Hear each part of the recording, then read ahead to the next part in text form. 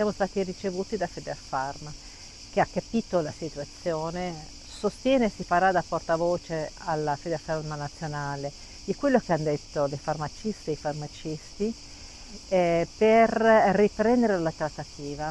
Penso che siano inaccettabili per le professionalità che hanno i farmacisti del settore un aumento spalmato in 3 anni di 120 euro. Un aumento elemosina, dicono, e questa è la proposta che ha fatto traboccare il vaso della pazienza dei farmacisti italiani e anche in Veneto. Centinaia i camici veneti in rappresentanza dei 6.000 regionali dei farmacisti dipendenti in rivolta a Mestre davanti alla sede di Federfarma, per protestare contro un rinnovo contrattuale che dopo quasi un anno dalla scadenza propone un aumento giudicato dai lavoratori, una presa in giro. Che ci dia dignità, perché quello che abbiamo adesso non ci dà dignità con tutti i servizi che offriamo alle comunità, chi fa l'Holt, chi fa l'elettrocardiogramma, chi dà appunto anche consigli, noi supportiamo la popolazione. La mobilitazione per rivendicare dignità e adeguamento salariale reale, ma non basta.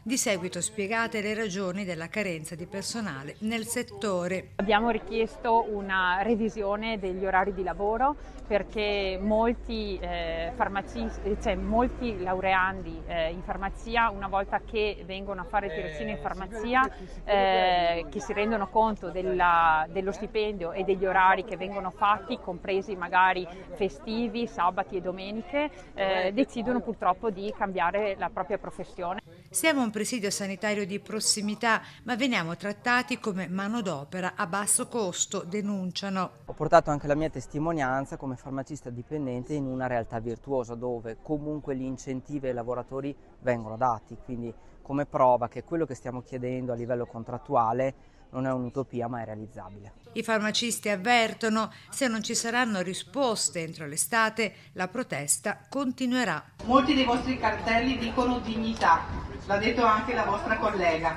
ed è proprio questo.